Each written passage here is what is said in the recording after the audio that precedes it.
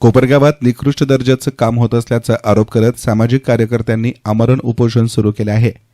सामाजिक कार्यकर्त्यांनी कोपरगाव शहरामध्ये सुरू असलेल्या भूमिगत गटारीच्या कामामध्ये मोठ्या प्रमाणावर निकृष्ट दर्जा आणि भ्रष्टाचार होत असल्याचा गंभीर आरोप करत या प्रकरणाकडे प्रशासनाचं लक्ष वेधण्यासाठी शहरातल्या छत्रपती शिवाजी महाराज स्मारकासमोर सामाजिक कार्यकर्ते भरत मोरे, अनिल गायकवाड आणि विनय भगत यांनी उपोषणास सुरुवात केली आहे। शहरातील भूमिगत गटारीच्या कामाची मागील काही दिवसांपूर्वी त्यांनी पाहणी केली असता सदर काम अत्यंत निकृष्ट दर्जाचं होत असल्याचं निदर्शनास आलं होतं। यावेळी त्यांनी संतप्त होत काम तात्पुरते बंद पाडत संबंधित ठेकेदार आणि नगरपालिका प्रशासनाला याबाबत इशारा देखील दिला होता। मात्र त्यानंतरही नगरपालिका प्रशासनाकडून कोणतीही ठोस कारवाई करण्यात आली नाही किंवा या गंभीर तक्रारीची दखल घेण्यात आली नसल्याचा आरोप सामाजिक कार्यकर्त्यांनी केला आहे। प्रशासनाच्या उदासीन भूमिकेमुळे आणि जनतेच्या पैशातून होणाऱ्या या कामात होत असलेल्या निकृष्ट कामाच्या विरोधात आवाज उठवण्यासाठी आमरण उपोषणाचा मार्ग स्वीकारावा लागल्याचं भरत मोरे यांनी सांगितलं आहे।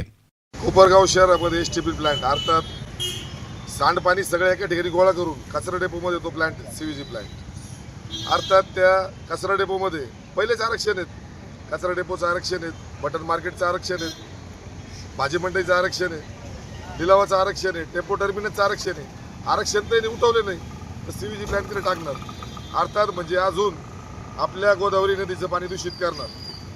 पहिली गोष्ट ही झाली। दुसरी बाब अशी आहे, कोपरगाव शहरामध्ये जे काम ज्या ठेकेदाराने घेतलंय ते निविदेप्रमाणे काम नाही आहे। तर ज्या दिवशी आम्ही काम विनंतीपूर्वक जाऊन बंद केलं त्या दिवशी ते काम इस्टिमेटप्रमाणे निविदेप्रमाणे नव्हतंच। जे चेंबर बांधलेत त्या चेंबरच्या खाली सोलिंग नाही, 6 इंची PCC नाही आणि जी वीट वापरलेली आहे ती त्यांनी फ्लॅश आईश म्हणून वीट वापरली आहे, काळी वीट, राखेची वीट जी साच्यानं बनवलेली असते आणि त्या इस्टिमेटप्रमाणे लाल वीट सांगितलेली भाजलेली वीट ती वीट ठेकेदार वापरत नाही, हा आमचा पहिला आरोप आहे। आणि जो पाईप आहे ते पाईप सुद्धा त्याचा टेस्ट रिपोर्ट नाही, तो पाईप निकृष्ट दर्जाचा वापरला जातो त्यामुळं तो 30 वर्ष टिकू शकत नाही।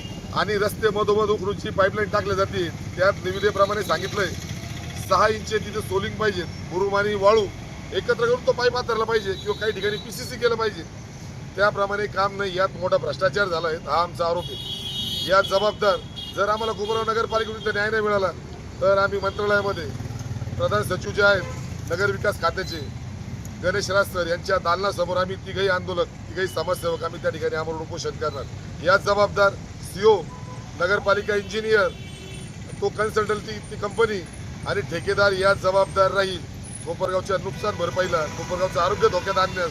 आणि आम्हाला जर काही झालं तर हे 4 जण जबाबदार राहतील असं मी या ठिकाणी सांगतो।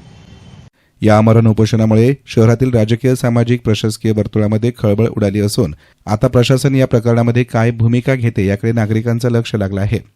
यस्तान मीडियासाठी प्रतिनिधी युसुफ रंगरेज, कोपरगाव।